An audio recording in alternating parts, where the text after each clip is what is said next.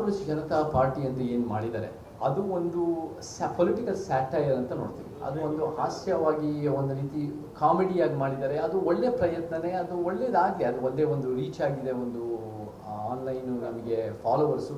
But online ಫಾಲೋವರ್ಸಿಂದ ನೀವು ಅಧಿಕಾರಕ್ಕೆ ಬರೋಕ್ಕಾಗಲ್ಲ. ನೀವು ಏನು ಮಾಡಬೇಕು, ಜನರ ನಡುವೆ ಕೆಲಸ ಮಾಡಬೇಕು, ಜನರ ಮಧ್ಯೆ ಅವರು ಒಳ್ಳೆ ಜೀವನಕ್ಕೆ ಒಳ್ಳೇದು ಮಾಡೋಕ್ಕೆ ಒಂದು ರೀತಿ ಆ ದಿಕ್ಕಿನಲ್ಲಿ ಹೋಗಬೇಕು. ನೋಡಿ, ಸೋಷಿಯಲ್ ಮೀಡಿಯಾ ಬಂದಿರೋದು 40 ವರ್ಷದಿಂದ ಅಂತ ನಾವೊಂದು ಗಟ್ಟಿಯಾದ ಕಾಕ್ರೋಚಸ್ ಅನ್ನೋದು ಒಳ್ಳೆ ಒಂದು ಪರಿಕಲ್ಪನೆ. ಇವತ್ತು ಭಾಳ ರೆಸಿಲಿಯೆಂಟು ಫೈಟಿಂಗ್ ಸ್ಪಿರಿಟ್ ಇರೋ ಪ್ರಾಣಿ.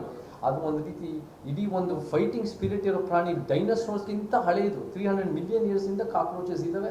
ಕಾಕ್ರೋಚಸ್ ಅನ್ನೋದು ಭಾಳ ಗಟ್ಟಿಯಾಗಿ ಅದು ಒಂದು ರೀತಿ ಫೈಟ್ ಮಾಡ್ತಾರೆ. ಅದೇ ರೀತಿ ನಾವು ಕೂಡ ಒಂದು ಫೈಟಿಂಗ್ ಸ್ಪಿರಿಟ್ನಲ್ಲಿ ಫೈಟ್ ಮಾಡೋಣ. ಬಟ್ ನಮಗೆ ಕರ್ನಾಟಕಕ್ಕೆ ಒಂದು ಸಮಾಜ ಸಿದ್ಧಾಂತದ ಮೂವ್ಮೆಂಟ್ ಬೇಕು. ಅದು ಡೆಮಾಕ್ರಸಿನಲ್ಲಿ ಭಾಳ ಒಳ್ಳೆಯದು. ಅದನ್ನೇ ಎಲ್ಲೋ ಒಂದು ಕಡೆ ಆ ಸೋಷಿಯಲ್ ಮೀಡಿಯಾ ಹ್ಯಾಂಡಲ್ಸ್ಗಳನ್ನ ಬ್ಯಾನ್ ಮಾಡೋಕ್ಕೆ ಹೊರಟಿದ್ದಾರೆ ಅಂದರೆ ಎಲ್ಲೋ ಒಂದು ಕಡೆ ನನಗೆ ಅದೇ ಒಂದು ರೀತಿ ಭಾಳ ಹಾಸ್ಯಾಸ್ಪದ ಅಂತ ನನಗೆ ಅನ್ಸುತ್ತೆ. ಇದನ್ನು ಅಷ್ಟೊಂದು ನಮಗೆ ಪೊಲಿಟಿಕಲ್ ಸ್ಯಾಟೈರ್, ನಮಗೆ nation building is a serious task. But ಅದರ ನಡುವೆ ಒಂದು ರೀತಿ ಅಭಿವ್ಯಕ್ತಿ ಸ್ವಾತಂತ್ರ್ಯ ಇರಬೇಕು, ಒಂದು ರೀತಿ ಸ್ಯಾಟೈರ್ ಮಾಡೋಕ್ಕೆ, ಜೋಕ್ ಮಾಡೋಕ್ಕೆ ಅವಕಾಶಗಳಿರಬೇಕು.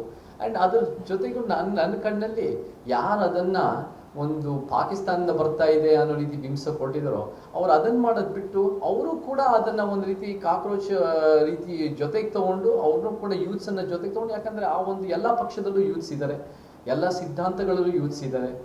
ಸೊ ಅವರು ಕೂಡ ಅದನ್ನು ಒಂದು ರೀತಿ ಅದನ್ನು ನೆಗೆಟಿವ್ ಆಗಿ ಪೋರ್ಟ್ರೇ ಮಾಡೋಕ್ಕಿಂತ ಅದು ಕೂಡ ನಾವು ಕೂಡ ಒಂದು ರೀತಿ ಬೇರೆ ಪಕ್ಷಗಳಿಗೆ ಅದನ್ನು ಬಳಸ್ಕೊಂಡು ಅದನ್ನು ಒಂದು ರೀತಿ ಅವರ ಒಂದು ಬೆನಿಫಿಟ್ಗಾಗಿ ಯೂಸ್ ಮಾಡ್ಕೋಬೋದು. ಜೈಲ್ ಅನ್ನೋದು ಕೂಡ ಭಾಳ ಒಂದು ಇಟ್ ಇಸ್ ನಾಟ್ ಈಸಿ. ಅಲ್ಲೂ ಒಂದು ಕಷ್ಟ ಆಗುತ್ತೆ, ಅಲ್ಲೂ ಕೂಡ ಒಂದು ಮೆಂಟಲಿ ಫಿಸಿಕಲಿ ಬೇರೆ ಬೇರೆ ರೀತಿ ಕಷ್ಟಗಳು ಆಗುತ್ತೆ. ನಮಗೆ ಇದೇನು ಕಾಣಿಸುತ್ತೆ ಅಂದರೆ ಇತ್ತೀಚೆಗೆ ನಾನು ಕೆಲವು ಲಾಯರ್ಗಳ ಹತ್ರ ಕೇಳೋದಾದ್ಮೇಲೆ there is a light at the end of the tunnel for Darshan ಅಂತ ಗೊತ್ತಾಗಿದೆ. ಅಂದರೆ ಒಂದು ಟೈಮ್ ಲೈನ್ ಅನ್ನೋದು ಸಿಕ್ಕಿದೆ. ಅವರು ಕೂಡ ಒಂದು ವರ್ಷದಲ್ಲಿ ಅವರು ಕೂಡ ಹೊರಗೆ ಬರ್ಬೋದು ಅನ್ನೋ ರೀತಿಯಲ್ಲಿ ಅಥವಾ ಒಂದು ಟೈಮ್ ಲೈನ್ ಅನ್ನೋದು ಕೊಟ್ಟಿದ್ದಾರೆ ಅಂತ ಕಾಣ್ತಾ ಇದೆ. ಆ light at the end of the tunnel ಅನ್ನೋದು ಒಳ್ಳೆಯದೇ. It must not be non coming train ಆಗಬಾರ್ದು, but it must be a clear light and escape. ಅದು ಆಚೆ ಬರೋಂಗೆ ಒಂದು ಅವಕಾಶ ಇರಬೇಕು. ಸೊ ಆ ದಿಕ್ಕಿನಲ್ಲಿ ಆದರೆ ಅವರು ಕೂಡ ಅವರ ಒಂದು ರೀತಿ ಏನೋ ತಪ್ಪಿದ್ದರೆ ಆ ತಪ್ಪನ್ನು ತಿದ್ದುಕೊಂಡು ಒಂದು ಉತ್ತಮ ಮನುಷ್ಯನಾಗಿ ಬಂದರೆ ಮತ್ತು ಸಿನಿಮಾ ರಂಗಕ್ಕೆ ಅವ್ರ ರೀತಿಯಲ್ಲಿ ವಾಪಸ್ ಕೊಡುಗೆ ಕೊಡೋಕ್ಕಾದರೆ ಅದು ನಮ್ಮೆಲ್ಲರಿಗೂ ಅದಕ್ಕೆ ಅದು ಒಳ್ಳೆಯದೇ. ಬಟ್ ಸಂಬಂಧಪಟ್ಟಂಗೆ ಒಂದು ಇಟ್ಸ್ ಅ ಗವರ್ಮೆಂಟ್ ಪಾಲಿಸಿಗೆ ಸಂಬಂಧಪಟ್ಟಂಗೆ ನಾನು ಪ್ರಸ್ತಾಪ ಮಾಡಿದ್ದು. ಅದು ಕೂಡ ಒಂದು 3 ಲೈನಿನ ಪೋಸ್ಟಲ್ಲಿ ಸಂಬಂಧಪಟ್ಟಂಗೆ ನಾನು ಬರೆದಿದ್ದು. ನಾವೆಲ್ಲರೂ ಕೂಡ ಅದು ಕರ್ನಾಟಕದ ನಾವೆಲ್ಲರೂ ಕೂಡ ರಾಜ್ಕುಮಾರ್ ಅಭಿಮಾನಿಗಳೇ. ಅವರ ಕಲಾ ಸೇವೆ ಅಪಾರ. ಬಟ್ ಸರ್ಕಾರ ಹೇಗೆ ಕೆಲವರು ಒಂದು ರೀತಿ ಅದು ಒಂದು ಸೆಲೆಕ್ಟಿವ್ ಫೇವ್ರೆಟಿಸಮ್ ಮಾಡಿದ ತಕ್ಷಣ ಏನೇನು ರೀತಿ ಸಮಸ್ಯೆಗಳಾಗುತ್ತೆ ಅಂತ ಒಂದು ಸಣ್ಣ 3 ಲೈನ್ ಪೋಸ್ಟಲ್ಲಿ ಮಾಡಿ ಅದು ಒಂದು ಕೆಲವು ಮೀಡಿಯಾ ಶಕ್ತಿಗಳಿಂದ ಅದು ಜಾಸ್ತಿ ದೊಡ್ಡ ಪ್ರಮಾಣದಲ್ಲಿ ಹೋಗಿದೆ.